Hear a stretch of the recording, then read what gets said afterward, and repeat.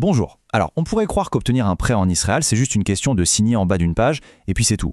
Mais en réalité, il y a une compétence clé qui peut tout changer, la négociation. C'est un vrai levier pour alléger son budget, et on va voir comment. On va rentrer tout de suite dans le vif du sujet avec la grande question. Quand une banque nous annonce un taux d'intérêt, est-ce que c'est une offre finale, à prendre ou à laisser? On a tous tendance à penser que oui, c'est un chiffre sorti d'un ordinateur, c'est gravé dans le marbre. Mais est-ce que c'est vraiment le cas? Eh bien, la réalité, surtout dans le contexte israélien, elle est beaucoup plus flexible qu'on ne le pense. La réponse à cette question, c'est souvent un grand non. Le taux n'est pas fixe. Rien que de savoir ça, c'est la première étape. Ça peut faire économiser des milliers de shekels, et c'est le point de départ de toute notre discussion. D'accord. Maintenant qu'on sait que c'est possible, la question logique qui suit, c'est pourquoi se donner cette peine? Quel est l'enjeu, au fond? La réponse, vous allez voir, elle est aussi simple que cruciale. Le but du jeu est simple. À la fin, on veut avoir payé le moins possible à la banque. Chaque petit bout de pourcentage qu'on arrive à gratter en négociant, c'est de l'argent qui reste dans notre poche tous les mois. L'impact sur le budget est direct, il est concret. Pour bien négocier, il faut essayer de comprendre comment pense l'autre partie. Dans notre cas, il faut se mettre dans la tête de la banque. Concrètement, sur quoi elle se base pour nous faire sa toute première offre. C'est absolument essentiel de comprendre ça. En fait, on peut résumer l'analyse de la banque à 4 grands piliers. D'abord, il y a le fameux score de crédit. Ensuite, la capacité de remboursement, bien sûr.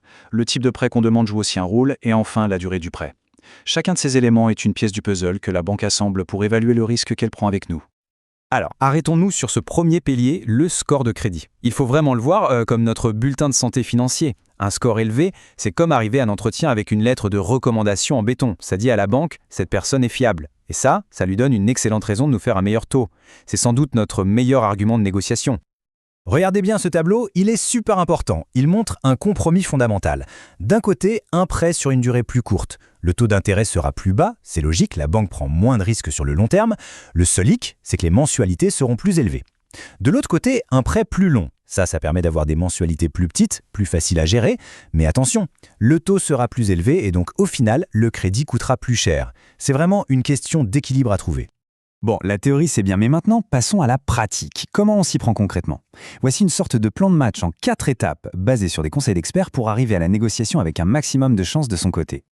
Étape numéro 1, faire ses devoirs. On n'arrive jamais les mains dans les poches. Il faut savoir ce que les autres banques proposent. Étape 2, la préparation. Un dossier en béton, bien organisé, c'est notre carte de visite. Ça montre qu'on est sérieux.